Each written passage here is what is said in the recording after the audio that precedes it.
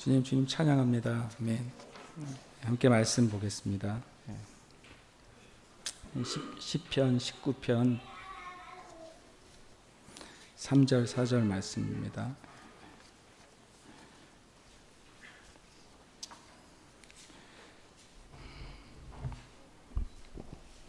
함께 말씀 보겠습니다. 언어도 없고 말씀도 없으며 들리는 소리도 없으나 그의 소리가 온 땅에 통하고 그의 말씀이 세상 끝까지 이르도다. 아멘. 여기까지만. 이번 주에 이제 8.15 게더링으로 저희가 춘천에 다녀왔잖아요. 그래서 춘천이 굉장히 재미있는 게 아니라 의미 있는 도시라는 사실을 알게 됐어요. 그래서 춘천이 이제 칠성 부대가 있는 칠사단이고, 지난주에 말씀드린 것처럼 이미 춘천하고 화천 사이에 그 38선이 이미 그어져 있습니다. 지나가다 보면 여기가 38선입니다 라는 큰 비석이 있어요. 그런데 칠성 부대 사단은 훨씬 더 안으로 들어가서 27km 안으로 들어가서 DMZ가 있어요.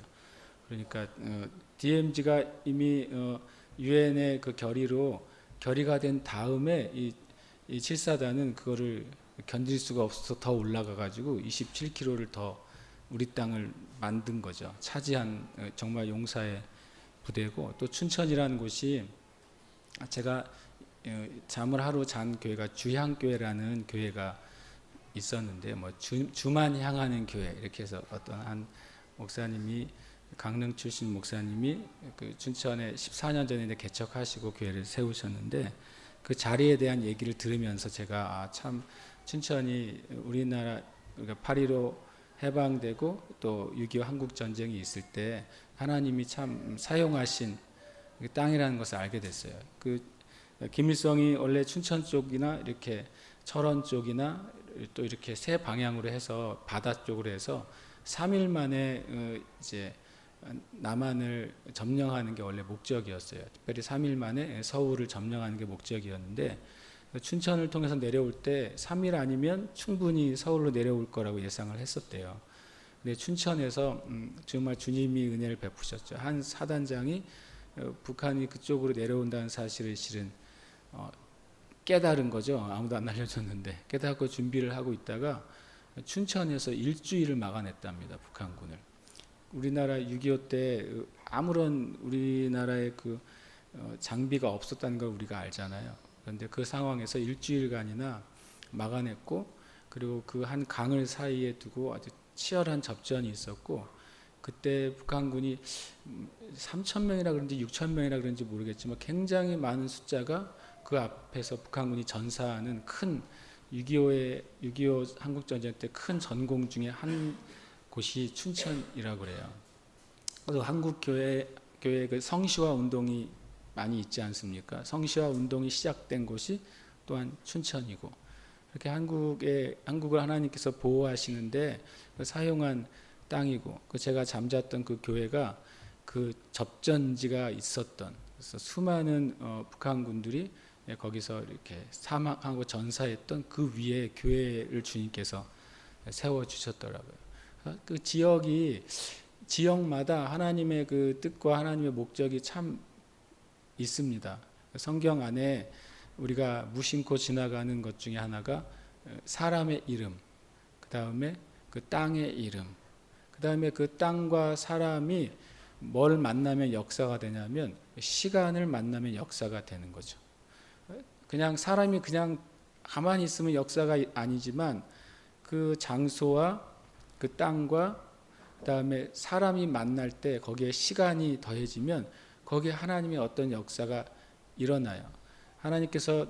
예수님께서 사도행전 1장 7절 8절에 때와 시간은 아버지께 있다고 그랬잖아요. 물론 그것은 제자들이 주님이 이 나라를 회복하실 때, 이스라엘을 회복하실 때 그들이 자신들이 그 내용을 모르고도 질문한 거죠. 그때가 언제냐고 물었을 때 예수님의 대답은 때와 시간, time and season은 하나님께 속해 있다고 말해요. 그것은 마지막 주님이 오실 타임과 시즌뿐만 아니라 모든 시간과 그 하나님의 계절은 하나님께 속해 있다는 거예요. 그것은 실은 역사를 말하는 거죠. 시간과 하나님의 뜻과 거기에 순종하고 거기에 연결된 그 땅과 사람과 하나님의 때가 만날 때 실은 역사가 이루어지는 것이죠. 이게 세 가지가 그 시간, 그 장소, 그 사람이 만나야 역사가 이루어져요. 그렇잖아요. 그 다메섹이라는 땅에 사울이라는 사람이 그 시간에 있을 때 하나님이 역사하셨어요. 그것은 초대교회의 역사가 새롭게 탄생한 한 시점이 되는 거예요. 성경엔 그렇게 계속 그것을 보여주시는 거죠. 근데 여러분과 저는 어떻습니까? 그 성경에 나와 있는 몇 명에게만 특별한 시간, 특별한 역사가 계획되어 있는 것입니까? 그렇지 않습니다. 하나님께서 분명히 에베소 2장 10절에 너희는 하나님의 작품이다. 하나님의 만드신 바라. 무엇을 위해서 만들었어요? 하나님의 선한 일을 위해서 너희를 만들었다 그래요. 그리고 너희로 그 하나님의 때 행하게 하시겠다고 말씀하시는 거예요. 그럼 여러분과 저를 향한 하나님의 때와 시간이 누구의 손에 있어요? 하나님께 있습니다. 근데 아까 말씀드린 것처럼 그 장소와 그 시간과 그 사람이 만나야 돼요. 그래서 여러분과 제가 있는 이 장소, 여러분과 제가 살아가는 이 시간, 그리고 여러분 자신은 너무 중요해요. 하나님께서 그것이 하나님의 뜻 안에서 이렇게 만날 때 하나님의 큰 일들이 누구나를 통해서 이제 일어나도록 하나님은 계획하셨어요. 그래서 우리가 주님의 뜻을 정말 따라가야 되는 이유가 있다면은 주님, 저의 삶 가운데 바른 장소에 있게 해달라고 우리는 기도해야 돼요. 바른 장소라고 하는 것은 내가 원하는 장소를 말하지는 않아요. 때로는. 나한테 편안한 장소를 때로는 말하지도 않습니다. 그래서 우리가 주님께 주님, 내가 주님이 있으라고 하는 장소에 있을 수 있는 은혜를 주세요 라고 말해야 돼요. 그것은 때로는 우리가 크게 결정했다고 되는 것이 아니라 주님의 뜻에 순종하겠다고 결정할 때 그 흐름을 따라가요. 어저께 같이 그 7사단의 그 심장부인 사단 본부에 교회에서 예배를 드릴 때 같이 예배 드렸던 아바 공동체 한 이제 목사님을 만났는데 이름이 스가랴 목사님인데 되게 젊게 생겼어요. 나이를 안 물어봤어요, 제가 아직. 놀란 것은 7남매 아버지라는 사실에 놀랐고 그때 7번째 아이하고 사모님이 와 있더라고요. 와, 그래서 제가 진짜 우리는 명함도 못 내밀겠다. 근데 7명의 아이들이 태어난 나라가 다른다는 거예요. 그래서 뭐 이렇게 설명을 하더라고요. 첫째, 둘째는 뭐 터키고요. 셋째, 넷째는 이스라엘이고요. 어디는 뭐고요. 그다음에 몇째는 한국이에요. 저한테 그러는데 까먹었어요. 그러니까 그 가족의 그 일상생활 제가 잘 모르겠어요. 깊이 교제하지 못했지만 제가 그 형제님, 목사님이 보면서 참 이렇게 느낌이 너무 좋은 사람이었어요. 그리고 주님의 인도하심을 따라가려고 노력하는구나. 그래서 주님이 있으라고 하면 거기에 있으려고 하는 거죠. 꼭 뭘 해서가 아니라 우리의 생각에 뭔가 열매가 나와서가 아니라 주님이 인도하시는 걸 따라 살아가는 삶이 실은 제일 행복한 삶이에요. 전에 릭조이더 목사님이 어떤 글에 보니까 주님이 이런 말씀을 어느 날 하셨대요. 나의 많은 종들이 그들이 있어야 될 위치에 있지 않는다. 왜 나의 일이 하나님의 계획대로 왜 다 일어나지 못하느냐? 주님의 때, 주님의 장소에 주님의 일은 계획이 돼 있겠죠, 그렇죠? 그런데 그 일의 중요한 키가 사람이에요. 사람. 왜냐하면 열쇠를 누구에게 줬어요? 주님의 교회에 줬단 말이에요. 그 교회는 뭐예요? 건물이 아니라 누구죠? 사람입니다. 진정한 믿음의 고백을 가지고 있는 사람, 진정한 믿음의 고백을 하고 있는 믿음의 공동체, 거기에 주님께서 열쇠를 주셨단 말이에요. 왜 주님의 일이 다 일어나지 못할까요? 그것은 주님이 계획하지 않아서도 아니에요. 하나님의 사람이 그 자리에 있는 것을 실패했기 때문이에요. 왜 실패합니까? 그러니까 주님의 인도하심에 우리 자신을 완전히 의탁하지 않는 거예요. 완전히. 자전거를 탈 때 타고 가다가 누가 한 명을 태우고 갈 때 뒤에 있는 사람이 발을 질질질 끌고 있으면 자전거가 제대로 안 나가죠.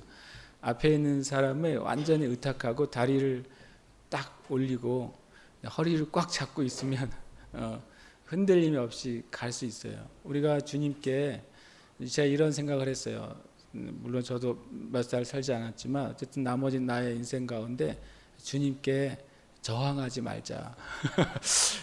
주님께 반항하지 말자. 주님께 완전히 내가 결합돼 있어서 주님이 가시는데 내가 완전히 동의하자. 주님 저를 이끌어 주세요. 제가 주님의 뜻과 주님의 인도하심과 주님의 길에 제가 온 마음을 다해서 동의해서 쫓아가겠습니다. 요나단이 적진으로 올라갈 때 그 병기 든 자가 그렇게 말했습니다. 요나단 왕자시여 앞서 가세요. 내가 온 마음을 다해서 당신을 쫓아가겠습니다. 이렇게 말했습니다. 단 둘이 적진의 골짜기를 두 발로 두 손으로 기어 올라가는 동안 적들이 공격하지 못했어요. 놀랍게도. 그리고 올라가서도 반나절 동안 싸우면서 둘이 상처를 입거나 죽지 않았습니다. 오히려 그럴 때 하나님께서 그 땅에 지진을 일으키시고 그동안 도망갔던 자들의 마음을 돌이켜 주시고 적의 일부가 됐던 사람들이 오히려 회개하고 돌아오고, 그래서 가장 위대한 승리가 그날 있게 된 거예요. 우리가 주님 앞에 그렇게 고백하세요. 지금 마음으로 고백하세요. 주님, 내가 주님이 인도하시는 것에 제가 온 마음과 뜻을 다해서 동의하고 쫓아가겠습니다. 그럴 때 하나님의 일은 언제나 실은 준비되어 있습니다. 아멘.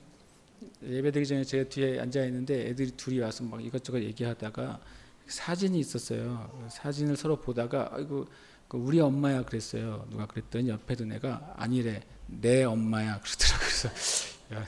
그래서 가만히 보니까 가끔 우리가 자신의 아내를 누구한테 소개할 때도 우리 아내라고 그러잖아요. 우리 아내는 자기 아내지. 우리 하나님이죠. 우리 아버지죠. 그런데 실은 그 하나님은 여러분의 아버지예요. 나의 아버지죠. 우리 하나님은 우리가 온 그리스도의 몸으로서 함께 주님을 만나기도 하지만 실상 우리가 하나님 아버지를 만날 때는 나의 아버지라고 고백해야 돼요. 그렇게 고백하신 분이 예수님이죠. 예수님은 그 하나님을 나의 아버지로 그렇게 완전히 하나님 아버지와 결합돼서 사셨어요. 그 결합이 끊어질 때 얼마나 괴로우셨는지 우리가 알아요. 주님이 이렇게 고백하셨잖아요. 돌아가실 때 나의 하나님 어찌하여 나를 버리십니까 그랬어요. 나의 하나님이요 예수님에게는 우리 하나님이 아니라. 그러니까 여러분과 제가 예수님이 그러셨던 것처럼 완전히 나의 하나님이 되셔야 돼요. 그렇게 됐을 때 그 주님 나의 하나님이 되셔야 그분이 하시는 말씀을 내가 듣죠. 그분의 인도하심을 내가 따라가고 또 그분의 능력이 나에게 임하지 않겠습니까? 여러분과 제가 계속 그 고백 안에 들어가게 되시기를 축복합니다.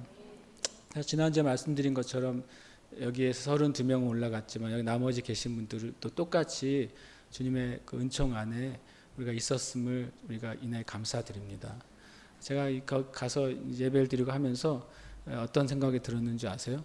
빨리 주일날 가서 예배 드려야지 그 생각했어요. 가신 분들은 아실 거예요. 빨리 주일날 가서 예배를 드려야 되겠다. 물론 거기에 예배 인도하시고 예배한 팀들이 너무 잘하시고 또 은혜가 있었어요. 근데 저는 왠지 계속 밖에 나갈 때마다 빨리 나는 주일날 와서 예배 드려야지 그런 생각이 간절해요. 그 예배를 드리면서 주님께서 깨달은 게 한 가지 있어요. 다음 주에 조금 더 나눌지도 모르겠지만 그냥 생각이 나서 주님이 저에게 이런 질문을 하셨어요. 예를 들어서 어떤 예배를 진행하는데 주님 제가 그 예배 팀을 위해서 주님 기름 부어 주세요라고 기도하고 있었어요. 주님 저 예배 팀에게 기름 부어 주세요. 하나님 또 이 예배 가운데 하나님의 기름 부음이 임하게 해주세요. 근데 주님이 저에게 무슨 질문을 하냐면 너는 기름 부음 있는 예배를 드려봤냐고 그러셨어요. 그래서 제가 처음에는 그럼요 라고 얘기를 했다가 갑자기 머릿속에 생각나는 주님이 성경을 떠올려 주시는데 잠깐 멈췄어요 제가. 그래서 제가 이해했어요. 기름 부음이 있는 예배는 흔하지 않습니다.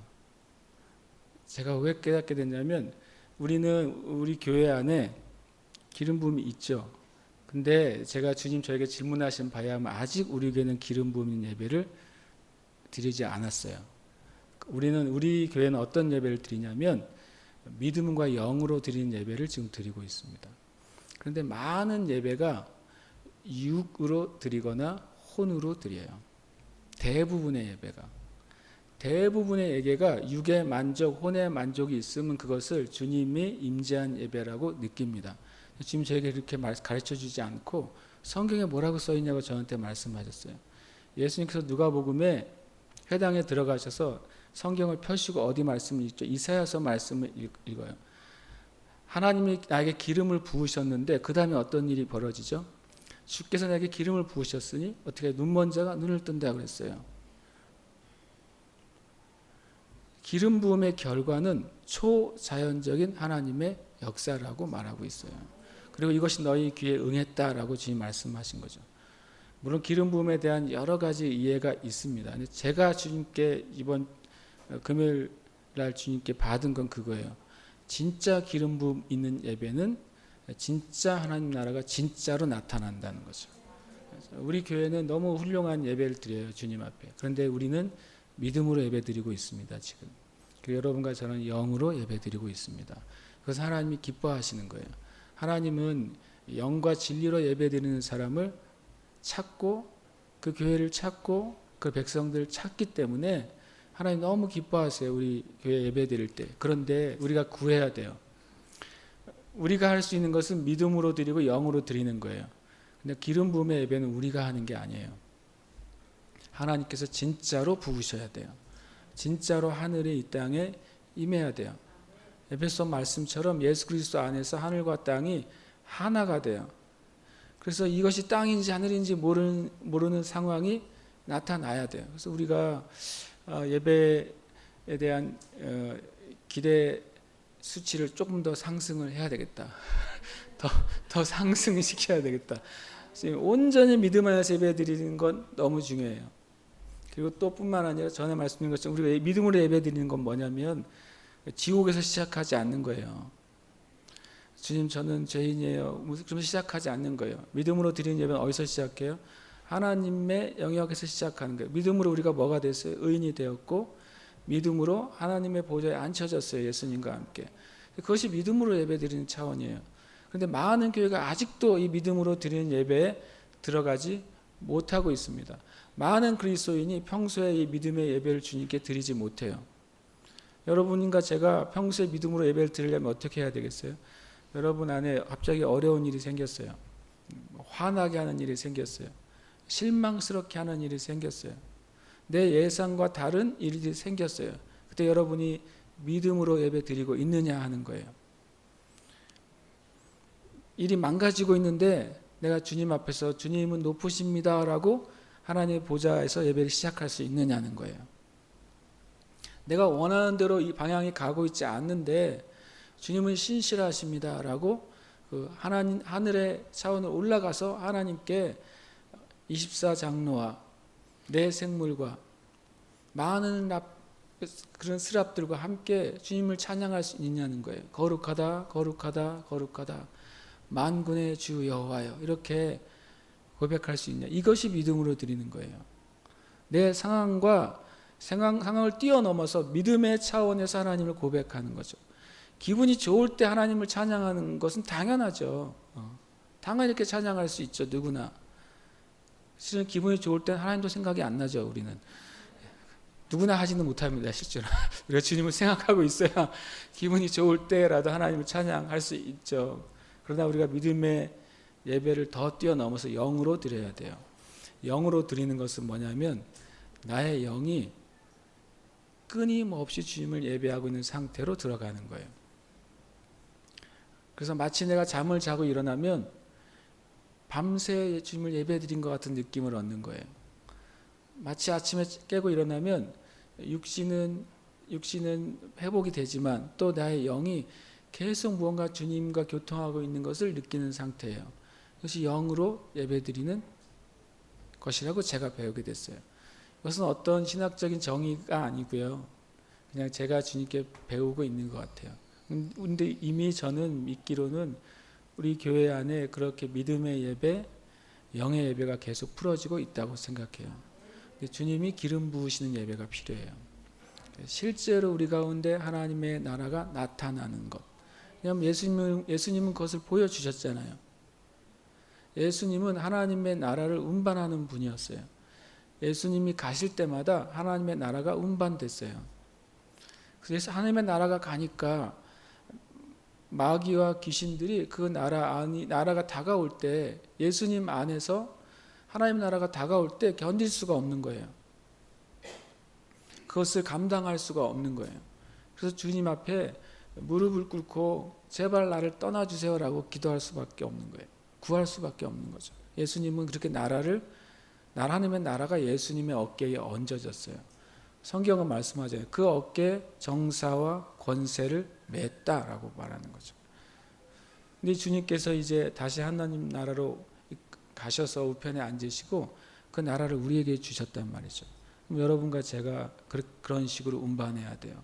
하나님의 나라와 권능을 운반해야 돼요. 그러던 중에 이 말씀을 이번 주에 이제 제가 지금 저에게 말씀을 주셨어요. 시편 19편 3절 4절에 들리는 언어도 없고 말씀도 없으며 들리는 소리도 없으나 그 하나님의 소리죠. 여호와의 소리가 온 땅에 통하고 그의 말씀이 세상 끝까지 이룬다는 말씀이 저에게 굉장히 강하게 다가왔어요. 제가 아까 말한 것처럼 그 임재의 기름 부음의 예배가 하나님의 나라가 이 땅에 임하게 되는 일이 일어나려면 어떻게 해야 될까? 그걸 제가 깨닫게 된 거예요. 그런데 이제 여러분 소리는 뭔지 아시죠? 소리는 음파의 진동이에요. 제가 무식해가지고 찾아봤어요. 그 헤르츠란 말 쓰잖아요. 몇 헤르츠. 그걸 몰라서 찾아봤더니 인간의 가청 주파수. 인간이 귀로 들을 수 있는 소리의 진동은 20에서 2만 헤르츠 사이, 20헤르츠하고 2만 헤르츠 사이에 있는 진동수의 소리를 인식을 할 수 있다 그래요. 20헤르츠보다 작은 진동수의 헤르츠는 소리가 들려도 못 들어요. 2만보다 더 큰 소리는 소리가 있어도 못 들어요. 지구가 굴러가는 소리는 몇 천만이나 몇 억만 헤르츠일 수도 있어요. 그러니까 못 듣습니다. 그거 들으면 고막이 순간 터져버리겠죠. 견딜 수가 없겠죠. 헤르츠가 뭐냐면 사람 이름이에요. 이번에 알았어요. 제가 헤르츠는 사람 이름입니다. 이번에 여러분 상식을, 헤르츠는 그 전자파나 전파에 대해서 연구했던 사람의 이름이 헤르츠예요. 1857년에 태어나서 94년에 돌아가신, 얼마 못 사셨어요.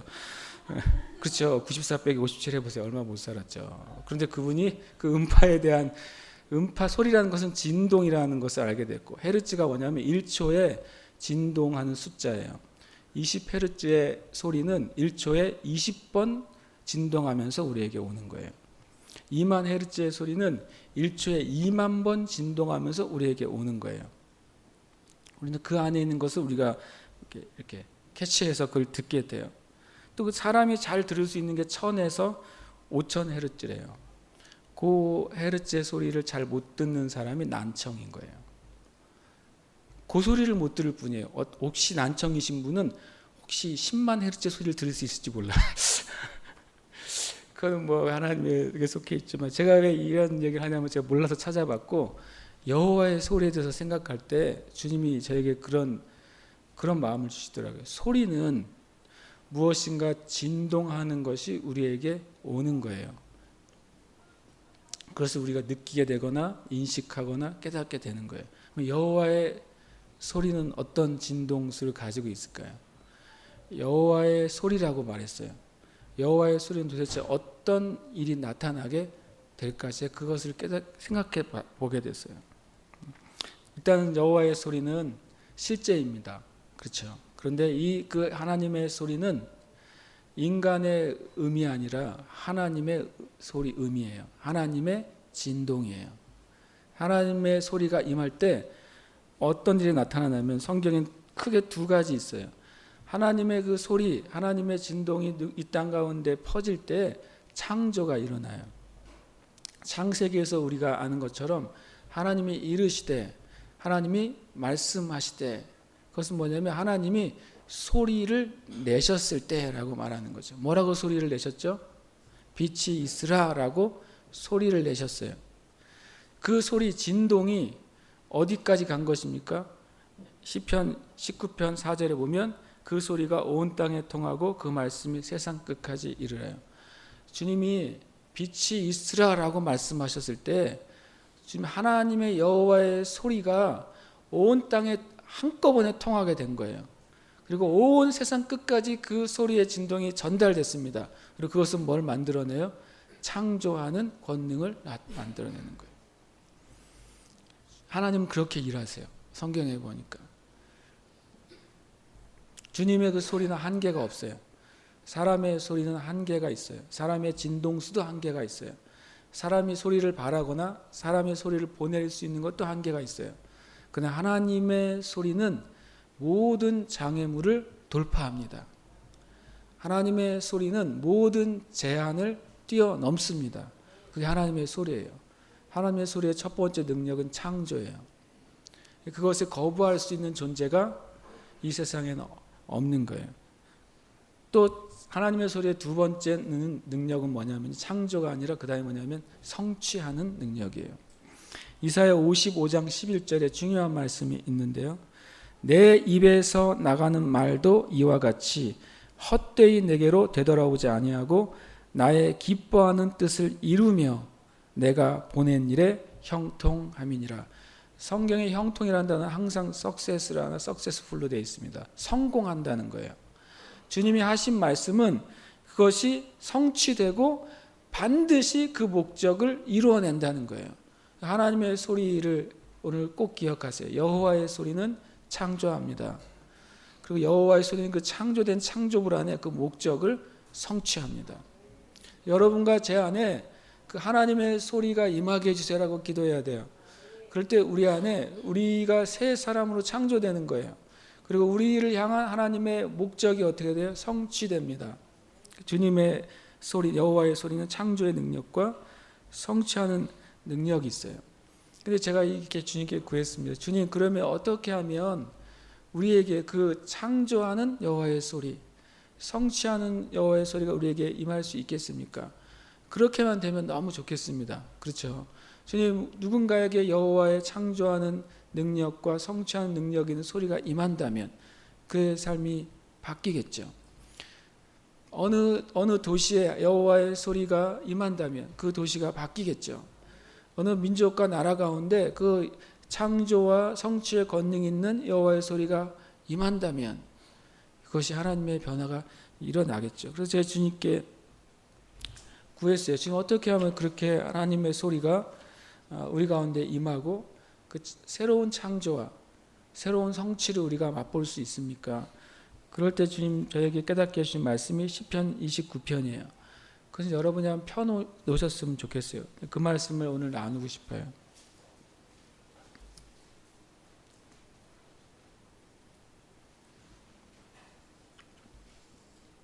시편 29편은 이렇게 시작됩니다. 내가 너희 권능 있는 자들아 영광과 능력을 여호와께 돌리고 돌릴지어다. 여호와께 그의 이름에 합당한 영광을 돌리며 거룩한 옷을 입고 여호와께 예배할지어다. 이게 1, 2절은 그 말을 해요. 권능 있는 자들이라고 말해요. 그러면 여러분과 제가 저는 주님께 권능이 필요합니다 라고 기도해야 될까요? 아닙니다.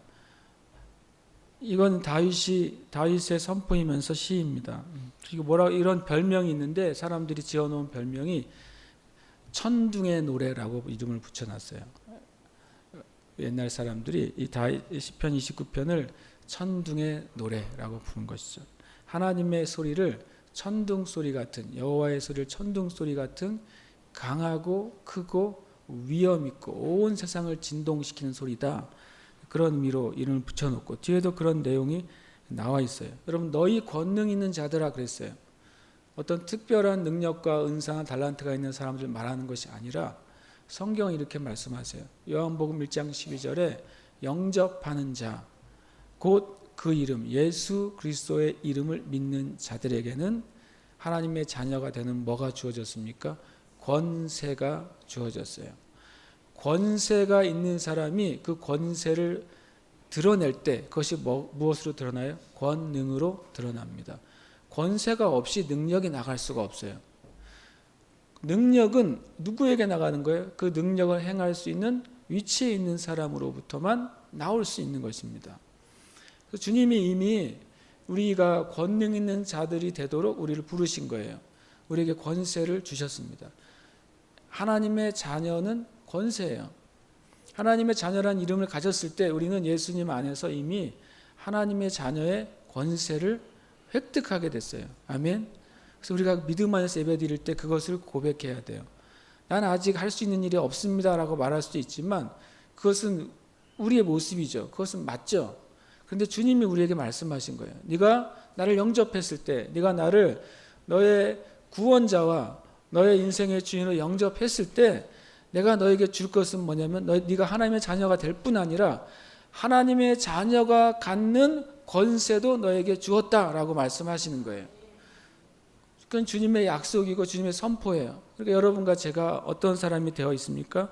시편 29편 1절에 있는 너희 권능 있는 자들 안에 우리가 들어가게 됐어요. 그 놀라운 회중 안에 우리가 들어가게 됐어요. 그것은 완전히 은혜인 것이죠. 근데 권능 있는 자들이 하나님의 역사를 이룰 수 있는 방법이 한 가지가 있는데 그것은 뭐냐면 이렇게 되어 있어요. 영광과 능력을 여호와께 돌리고 돌려라. 돌리고 돌려라. 반복은 뭐냐면 계속해서 해야 되는 것을 말하는 거예요. 뭐라고 돌리면 될까요? 하나님께 모든 영광이 있습니다. 고백하는 거예요. 모든 능력이 하나님께 있습니다. 그래서 계속해서 영광과 능력을 하나님께 올려드려야 돼요. 만약에 여러분이 어떤 일을 잘 해가지고 사람들에게 덕을 세워서 사람들이 칭찬할 때 너무너무 잘하셨어요 라고 말할 때 우리는 어떻게 해야 돼요? 곧장 그걸 받아서 영광과 능력을 누구에게 돌려드려야 돼요? 하나님께 돌려드려야 돼요.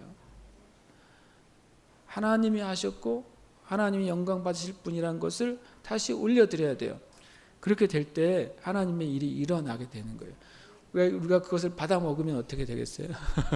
하나님의 일을 거기서 멈춰버려요. 그 영광과 능력을 우리가 받아버리면 그것은 하나님의 일을 멈추게 되는 거예요. 그리고 2절에 여호와께 그의 이름에 합당한 영광을 돌리고 뭐라고요? 예배하라고 되어 있어요. 제가 이것이 너무 중요한 키라는 것을 제가 주님께 다시 배우게 됐어요. 왜냐하면 바로 그 밑에 여호와의 소리라는 단어가 나와요. 바로 3절에 여호와의 소리가 물 위에 있다는 거예요. 이것이 2절이지만 원래 먼저 있던 상황이에요. 여호와의 소리가 물 위에 있어요. 언제부터 있습니까? 태초부터 있습니다. 창세기 1장 2절에 하나님의 성령은 물 위에 운행하고 계세요. 그것을 여호와의 소리라고 그래요. 여호와의 소리가 가득 찬 물처럼 물 위에 머물러 있습니다. 성령께서 그것을 품고 계세요. 그런데 이 땅에 있는 사람들이 권능 있는 자들로서 믿음으로써 하나님을 찬양하는 거예요. 하나님께 모든 것이 있습니다 라고 고백해요. 하나님만이 우리의 모든 것의 모든 것입니다 라고 고백해요. 그들이 주님 앞에 온전히 거룩하게 돼서 하나님을 찬양하기 시작합니다. 그때 하늘 위에 있는 하나님의 영광의 물 그리고 그것을 운행하신 성령님이 일을 시작하시는 거예요. 이것이 주님의 소리가 이 땅에 역사하는 방법이라고 저에게 말씀해 주셨어요. 정말로 예배와 예배하는 자들의 소리가 하늘에 그 물이 임하는 통로예요. 주님의 소리가 지금 머물러 있습니다. 어디에 그 소리가 임할지를 주님이 기대하고 있어요. 창세기 1장 2절에 하나님의 영이 수면 위에 운행하신다 라고 할 때 단어를 호버링이라는 단어를 씁니다. 하나님의 신이 수면 위에서 호버링 하신다. 호버링이 뭐냐면 헬리콥터가 주변을 맴도는 것을 말해요.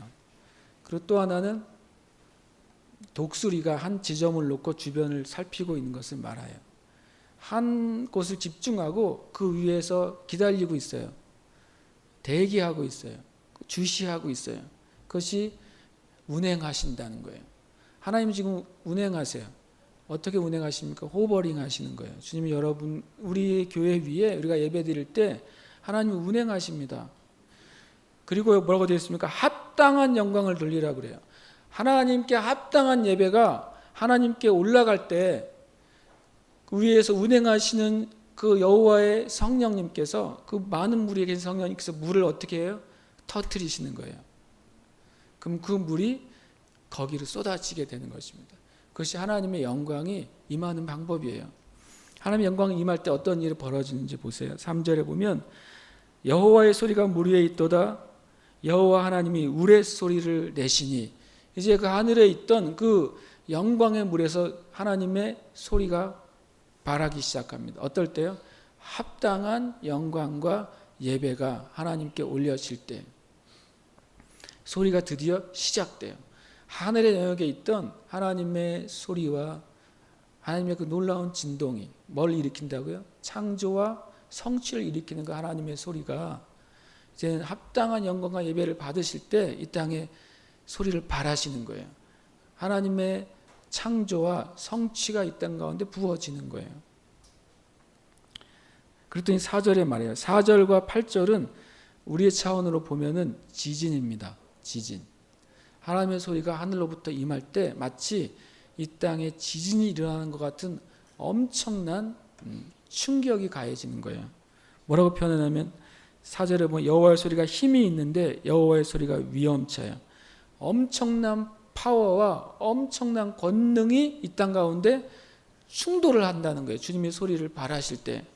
그때 5절에 보면 여호와의 소리가 백향목을 꺾으시고 여호와께서 레바논 백향목을 꺾으신다라고 말씀하고 있어요. 레바논은 흰 산이라는 의미를 가지고 있습니다. 가장 높은 산이에요. 그리고 만년설을 말하고 있는 것이죠. 이 땅 가운데 가장 높은 영역, 그리고 이 백향목은 이 땅 가운데 가장 단단한 나무를 말하는 것이죠. 주님의 소리가 이 땅에 임할 때 이 땅 가운데 가장 높고 가장 강한 것들이 어떻게 되는 것입니까? 그것이 무너질 것이라는 것입니다. 이 땅 가운데 가장 하나님을 향해 높아진 모든 것들이, 모든 교만이 주님의 소리가 발해질 때 그것이 흔들리고 깨어지고 쪼개지고 다 사라지게 될 거라고 말씀하시는 거예요. 6절에 보면 그 나무를 송아지같이 뛰게 하시며, 송아지가 마치 미친 듯이 날뛰는 거죠. 이 땅이 미친 듯이 날뛰어요. 그것은 이제 강력한 지진과 진동을 말씀하고 있는 거예요. 레바논 6절에 보면 레바논은 흰 산이고 시리온은 흉갑이라는 의미를 가지고 있어요. 아주 갑옷이라는 의미를 가지고 있어요. 이 땅에서 가장 높은 것, 이 땅에서 가장 강력한 것들이 주님의 소리가 임할 때 휴지 조각처럼 그것은 완전히 찢겨지고 힘을 잃어버리는 거예요. 그래서 우리가 기도해야 돼요. 주님, 우리 안에 있는 것들, 우리 안에 있는 강팍감들, 우리 안에 있는 우리의 강한 자아들, 우리 안에 깨지지 않는 미련함들, 그거 어떻게 하겠어요? 누가 뭐 상담해 주면 됩니까? 안 됩니다. 누가 기도해 주면 될 수도 있지만 진정한 깨짐은 뭐냐면 상담해 줘도 되고 기도해 줘도 돼요. 그런데 진짜 모든 것이 깨어지려면 주님의 소리가 우리의 안에 임해야 돼요. 강력한 충격이 우리에게 임해야 돼요. 그럴 때 그것은 하나님의 그 권능과 하나님의 위험 앞에서 깨져버려요. 견딜 수가 없게 되는 거예요. 그리고 7절에 보면 여호와의 소리가 화염을 가르신다고 그래요. 이것은 단순히 지진뿐만 아니라 뭐까지 동반하는 거예요. 화산 폭발과 같은, 완전히 태워버리고 정결하게 하는 것입니다. 하나님의 불은 정결하게 하는 불이에요. 그래서 하나님의 불이 누군가에게 임했을 때 정결하게 해요. 정결은 뭐냐면 깨끗하게 하는 거죠. 하나님의 불이 누구에게 임했을 때 그 안에 하나님에게 대항하여 있는 모든 것이 깨끗하게 돼요. 우리의 심령도 깨끗하게 되지만 우리 안에 있는 육신의 질병도 깨끗하게 돼요. 태워버리시는 거예요. 하나님의 강력한 힘은 영과 혼과 몸에 있는 모든 쓰레기들을 다 태워버리세요. 그것이 하나님의 소리와 함께 우리 가운데 역사하는 거예요.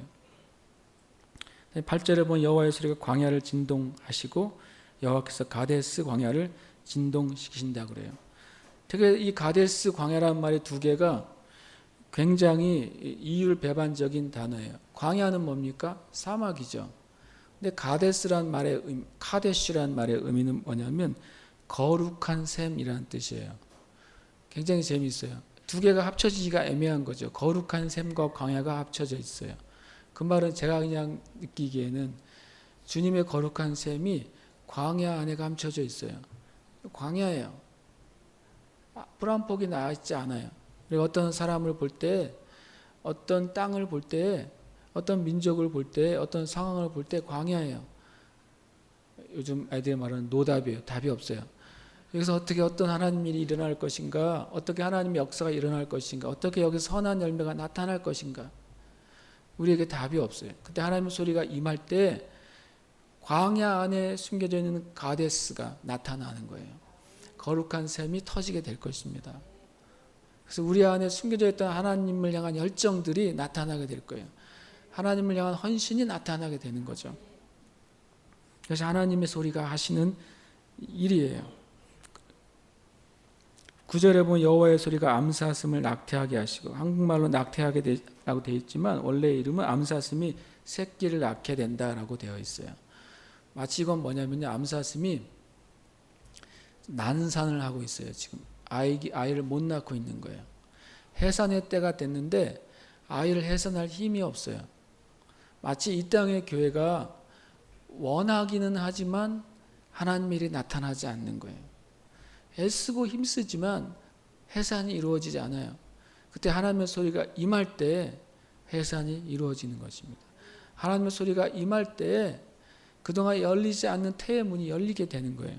그래서 주님께서 말씀하시는 거죠. 이 땅에는 진정한 영적인 열매는 하나님의 소리가 임할 때 나타나는 거예요.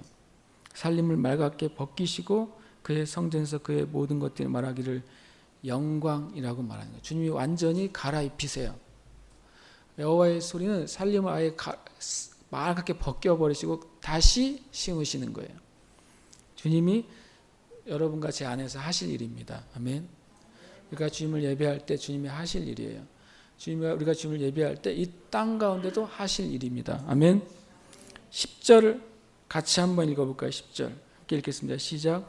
여호와께서 홍수 때 자정하셨으며 여호와께서 영원하도록 왕으로 좌정하시도다. 아멘. 주님이 홍수 때 좌정하셨다. 이거 언제 말을 합니까? 노아 때를 말씀하시는 거죠. 이것을 우리에게 보여주시는 거예요. 마치 노아의 홍수 때 하나님 여호와의 물이 주님의 소리처럼 쏟아졌어요. 그러나 지금도 뭐라고 하냐면 지금도 그의 자정에 계시대요. 주님이 지금은 주님 물로 심판하시겠다고 말씀하지 않으셨어요. 이제는 이 물은 영광의 물로 임하겠다고 하시는 거예요. 그래서 11절에 여호와께서 자기 백성에게 힘을 주시고 자기 백성에게 평강을 주신다는 거예요. 우리가 함께 기도하고 있습니다. 그럼 교회가 이 땅에는 하나님의 교회, 예수 그리스도의 몸된 교회가 자기가 누군지를 알 때요, 자기가 어떤 존재인지를 알 때요, 권능 있는 존재라는 것을 알 때 어떤 예배를 드릴 수 있습니까? 하나님께 합당한 영광과 합당한 예배를 드릴 수 있게 돼요. 그럴 때 하나님께서 그 소리를 바라셔서 온 땅에 그 소리가 퍼지고 땅 끝까지 소리가 퍼집니다. 그 여호와의 소리는 우리의 심령의 가장 깊은 데서부터 온 우주에까지 동일한 역사를 나타내고 자꾸 그 파장이 커져가요. 소리의 특성은 뭔지 아세요? 파장이 계속 커져간다는 거예요. 만약에 그 소리가 제한이 없다면, 만약에 그 소리가 약해지지 않는다면 파장은 어떻게 될까요? 시간이 갈수록 커져요. 거리가 멀수록 더 커져요. 여러분 쓰나미가 어떻게 오는지 아시죠? 단층이 일어날 때는 잠깐의 출렁음이 있을 뿐이에요. 근데 그 단층에서 온 에너지가 그 파장이죠. 물을 타고 계속 이동하면서 해변에 가면 어떻게 됩니까? 땅 전체를 덮는 강력한 진동이 되는 거예요. 하나님은 첫 번째는 여러분의 심령에 오늘 세미하게 말씀하실 거예요. 근데 그 진동이 커지기 시작할 것입니다. 때로는 그 진동이 우리 몸을 흔들기도 합니다. 우리의 삶 전체를 뒤흔드실 거예요. 우리의 인생을 흔들어 놓으실 것입니다. 이 세상에 있는 진동은 흔들면서 모든 것을 다 아수라장으로 만들고 질서를 깨트리지만 하나님의 소리의 진동은 반대예요. 하나님의 진동이 우리에게 올 때는, 하나님의 소리가 임할 때는 하나님 나라에 합당하지 않는 것들은 당연히 깨트리실 것입니다. 그러나 하나님의 진동 안에 있다가 우리가 주님 앞에 나아갈 때는 우리의 영과 혼과 몸, 우리의 모든 삶이 주님 앞에 정렬이 될 거예요. 하나님의 손이 우리를 바른 자리로 옮겨 놓으시는 거예요. 함께 이 시간 기도하고 다 같이 일어나셔서 기도했으면 좋겠어요. 여러분이 스스로 생각하시는 나는 권능 있는 자다. 여러분의 어떤 믿음의 연수와 관계없어요. 여러분의 직분과 관계없어요. 여러분이 받은 은사와 관계없어요. 우리는 예수 그리스도 안에서 뭘 가지고 있습니까? 권능과 권세를 가지고 있습니다. 아멘. 여러분 주님께 먼저 감사를 드리셨으면 좋겠어요. 주님, 제가 예수님의 이름으로 권세 있는 자, 권능 있는 자로 만들어 주셔서 감사합니다. 그러면서 주님 앞에 기도하십시오. 주님, 주님의 그 창조의 소리, 그 주님의 성취의 여호와의 소리가 이 시간 제 심령에 임해 주시옵소서. 이 시간에 임해 주시옵소서. 이 시간에 임해 주시옵소서. 기도하시면서 주님을 예배하며 찬양하십시다. 할렐루야.